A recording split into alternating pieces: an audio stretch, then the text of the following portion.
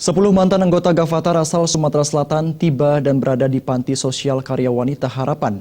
Mereka berharap dapat diterima masyarakat Sumsel setelah dipulangkan ke kampung halamannya.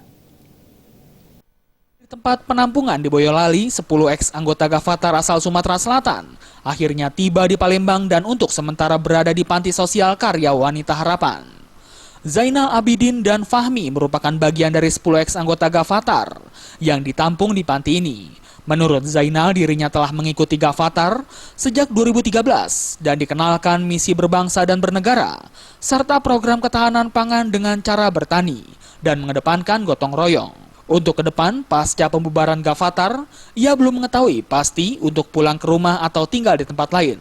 Namun ia berharap masyarakat di tempat ia tinggal dapat menerima dirinya lagi. Masalah kehidupan, untuk yang terakhir ini ya, di Kalimantan. Yang kedua masalah pemahaman tentang bernegara. Jadi Gavatar punya visi untuk membentuk tata kehidupan yang damai dan sejahtera, bermartabat, adil. Belman Karmuda, Kepala Dinas Sosial Sumatera Selatan mengatakan, untuk ex-anggota Gavatar ini sementara ditampung di panti sosial untuk melihat kondisi masyarakat di sekitar wilayah tempat mereka tinggal.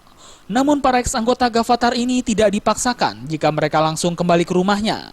Perlindungan kepada ke-10 ex-anggota Gavatar ini tetap menjadi tanggung jawab Pemprov Sumsel.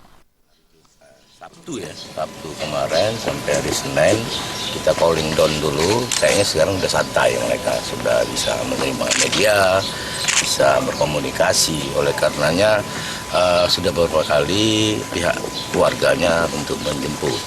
Saya rasa tidak ada masalah.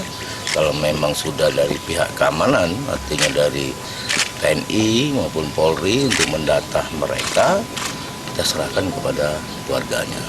Ya kasihan juga bagi keluarga mereka, anak-anak, dan jelas mereka sudah bisa berkomunikasi, menceritakan latar belakangnya dan apa yang dilakukannya sekarang. Dari Palembang, Sumatera Selatan, Tim